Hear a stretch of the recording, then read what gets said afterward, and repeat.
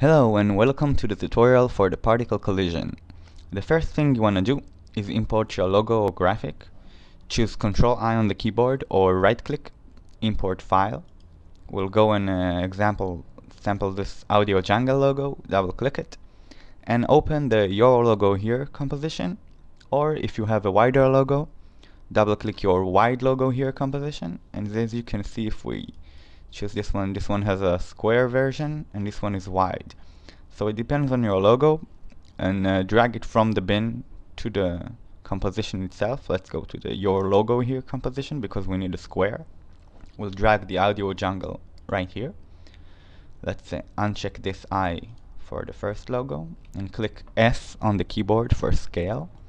Let's resize it and drag it up a bit. And of course you can do the same in the Your Wide Logo Here composition, and then move to the Your Tagline Here composition right here, and we can see the tagline appears. And make sure, if you want to use a white background, just change the tagline to black, and if you can't see it, just use this button to toggle transparency grid so you can see the transparent background even if the tagline is black. So let's leave it at white for this time and go to the particle collision composition, which is inside the final folder. If you chose the wider version, so just go to the particle collision wide. They're the same, just different versions of the logo. And as we can see, the audio jungle logo appears here. Let's go to the beginning of the animation so we can control the particles themselves. The controls for the particles are in the composition itself, right here, the bottom left, and there are three sliders: the particles lightness, we can zoom so you can see, the particles saturation, and the particles hue. So the first one, the lightness, controls how bright the particles will be. All you got to do is use this slider with the circle and drag it from the very left to the very right. When it's the most right, you can see they will get completely white because they will have the most lightness in them, and in the very left they will get complete black, which you can see right now because the background is black, but we'll show you in a moment.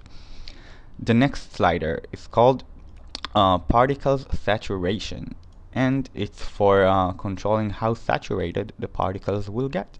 So in the very left they will be black and white, and in the very right they will get saturated by 200%. So that means in the middle they're about 100 saturated, and if you go to the right they will get kind of oversaturated, but maybe it's the effect you want. And the last slider controls the hue of the particles. It starts from the color there now, and the more you drag it, you can see their color shifts, also the color of the slider, so you can know in what range you are. So just play with it. You can use both the hue slider, both the hue slider and the saturation slider and the lightness slider, to get so many variations. You can go almost white and really bring up the saturation, so to get like just this really subtle effect, or you can go bring the lightness down and the saturation up to get kind of this very saturated when all of the particles are colored. Next, when you're done with the particles themselves, go to the first layer, which is called More Controls. Open the effects controls up here, and let's start. The first one is called Background Color. Use this to change the background to any color you want. You can go from just a very saturated color to a very light color, or just, I like to go between black and white because the particles are colored, so it's very nice to have a non-color background. And now we can see that if we take the particles lightness all the way down, let's bring the saturation down too, you can see that they're total black. And if you bring the lightness just up a bit, now you can get kind of a cool effect of just a very low tint when the particles are complete black. And let's move on to the next control in the more controls layer, which is called rainbow version. With this pack you get another version of the particle it's called rainbow. If you check it on, you can see it. Let's bring the lightness back. Now you can see the colors are just a little bit different from the original one. The spread of the colors is wider, so you can play with this and get so many variations if you play with the U. If you like the spread of this a little better, so check the rainbow version on. This way you can get different kind of colors. Back to the more controls layer. If we scrub through where the tagline shows up, just here, let's change the color of the background back to black so we can see the tagline. Or we can change the tagline back to black as well.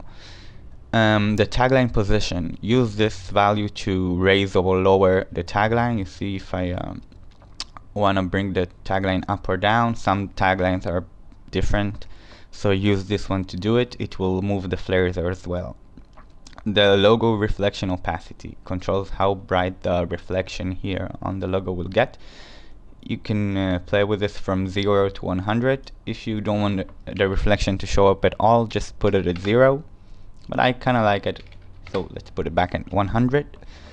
The logo shiny glare opacity, it's kind of this motion that there is going on the logo itself. If you want to raise it, you can also play it from 0 to 100, and you can see it better in the animation, but just know you have a control here to control it. You can put it at 0 and it won't show up at all. I like it about 60. The next one is called dissolve to alpha, and at the end of the animation the logo disappears but the background stays. If you want, you can check this and the animation will go to alpha. You see this, so you can toggle transparency grid and see that it goes to alpha. The next one is called custom. Let's bring it here. Custom flares color on off, and let's go to when there is a flare right here. And if you want, you can check this box on and give the flares a tint. Use this color picker in the flare color to choose which color you want for the flare. If you don't want the original blue greenish color, you can just control it yourself and choose whatever color you want. And that's basically it. After you're done, just render the animations. Don't worry about the sliders, they won't show up in your final render. And if you chose the particle collision wire, the controls are the same there.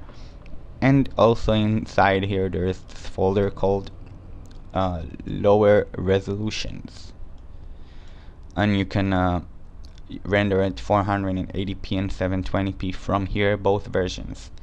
And that's it. If you have any questions, just ask us and we'll answer as fast as we can. Thank you.